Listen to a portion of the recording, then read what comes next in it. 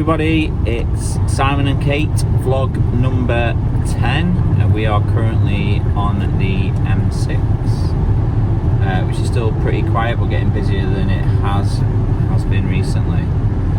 And this week just wanted to talk to you about culture and how we have interviewed people and taken people on. And we've done this since our first hire 5 years ago, 4 years ago, 3 years ago, 3.5 years ago, 3.5 years ago. And it should have been sooner. We should have taken someone on earlier than we did, but we were scared, and we had to get an office because I didn't want someone working in our house, so that took some time to sort. Yeah, so what we've always done, we have always taken people on based on their culture fit for us and our team. And I think the easiest example was when we employed Sarah. So Sarah came on as our first consultant, and we interviewed a number of people for that role, and it came down to two. Sarah, who had no official health and safety qualifications but experience, and very keen and very eager to learn, so much so that she had paid for herself to do a number of safety related courses that her old employer wouldn't pay for her to do. And the other candidate was someone that had NEBOSH general certificate, which is like a good standard of safety qualification. However, when that candidate was interviewed, it was very, very clear that he wouldn't fit what we were looking for. Is that fair to say? Yeah. Be careful, in case he's watching. He wasn't the right fit for us.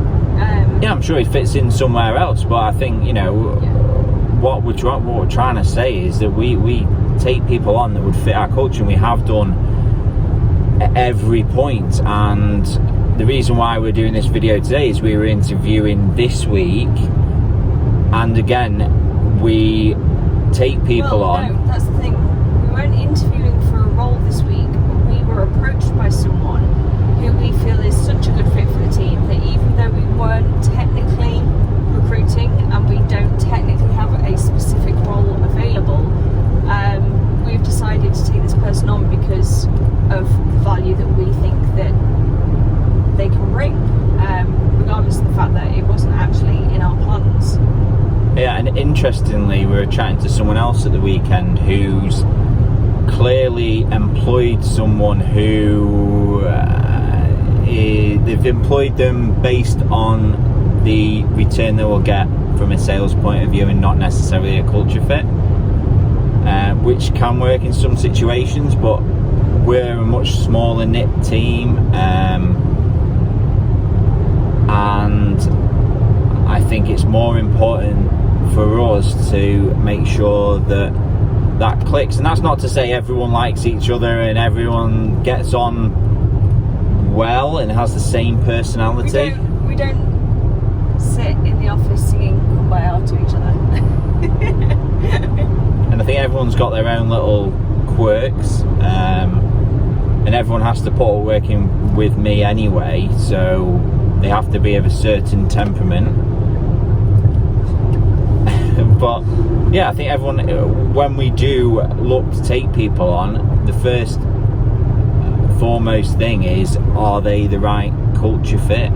Will they fit in with the team, with how we work?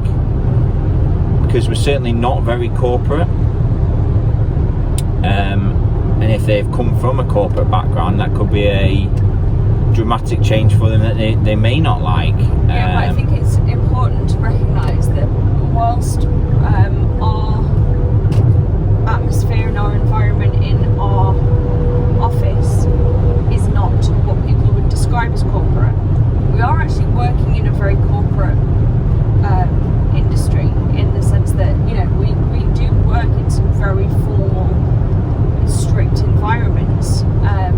So it's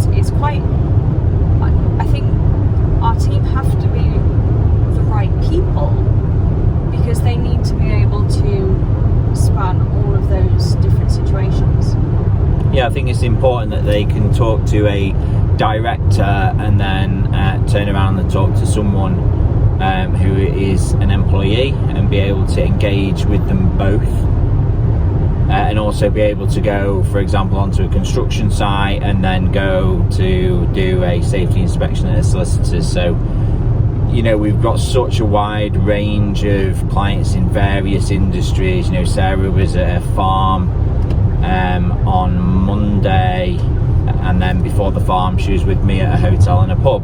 So it is very very interesting, the different industries we get to go and see. And you know, the reason why people like working with us is because of the culture and the way that me and Kate have grown the business over 5 years, and we need to make sure that that's reflected in the hires that we make, and that's very important to us, and that's what we will be doing, you know, moving forwards. And it is what we have done ever since day one.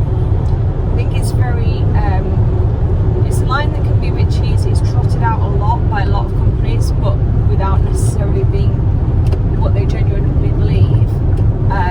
But for all businesses that are anything more than a sole trader situation, your employees are your greatest asset. Without our team, Rhino would not be what it is today. So it's really important that they are valued as such.